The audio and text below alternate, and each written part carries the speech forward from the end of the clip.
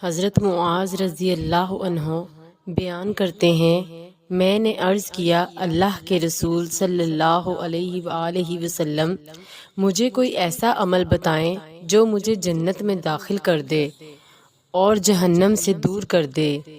آپ صلی اللہ علیہ وآلہ وسلم نے فرمایا، تم نے ایک بہت بڑی بات کے متعلق پوچھا ہے، لیکن وہ ایسے شخص کے لیے آسان ہے جس پر اللہ تعالیٰ اسے آسان فرما دے۔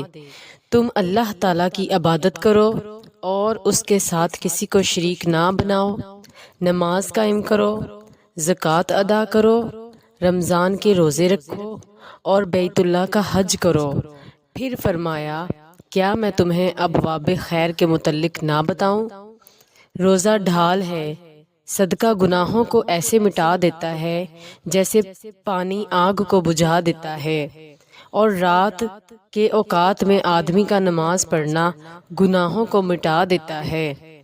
پھر آپ صلی اللہ علیہ وآلہ وسلم نے سورہ سجدہ کی آیت تلاوت فرمائی، ان کے پہلو بستروں سے دور رہتے ہیں، حتیٰ کہ آپ صلی اللہ علیہ وآلہ وسلم نے وہ عمل کیا کرتے تھے تک تلاوت مکمل فرمائی۔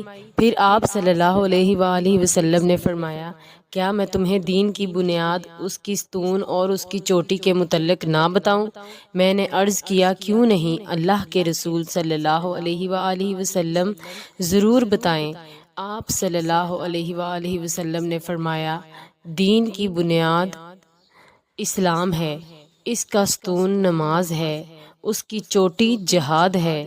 پھر فرمایا، کیا میں تمہیں ان سب سے بڑی چیز کے متعلق نہ بتاؤں؟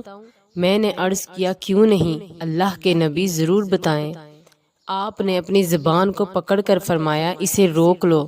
میں نے عرض کیا، اللہ کے نبی، ہم اس سے جو کلام کرتے ہیں کیا اس پر ہمارا مواخذہ ہوگا؟